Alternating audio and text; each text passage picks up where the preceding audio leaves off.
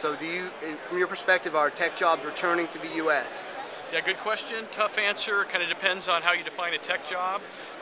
We certainly see ourselves as a U.S.-based manufacturer that we're expanding and hiring because we're seeing more manufacturing moving onshore, and so we're looking for process engineers, assembly engineers, people involved in manufacturing.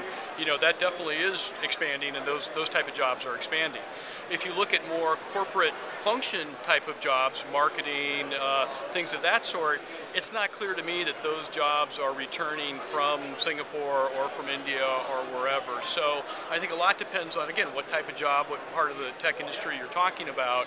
I think the answer is mixed. I think some jobs are coming back and some are continuing to move to places like India and places in China and Asia. Right. So, but you do see some manufacturing returning to the U.S. I think a lot of people say it's not really happening. I know, and maybe we're just we're a relatively small organization, and maybe it's just our part of the pie that we're seeing. But I was explaining to a gentleman just a few minutes ago. We get feedback from some of our large OEM customers that says they look at more and more at our labor rates and our costs versus their projections coming out of China and Malaysia over the next 2 or 3 years, and they see a convergence within anywhere, depending on who you talk to, from 12 to 24 months, to where organizations like ours can actually quote on par for a lot of tasks compared to people that can do that in Asia, or Malaysia, China, Singapore.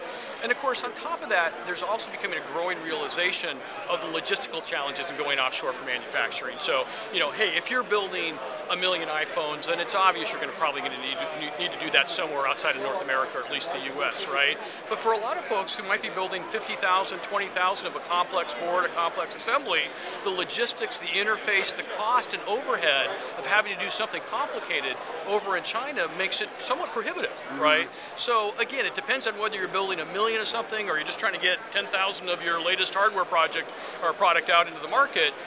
Will skew the answer to that question.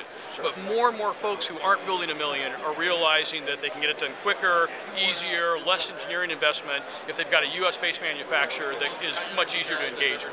Great.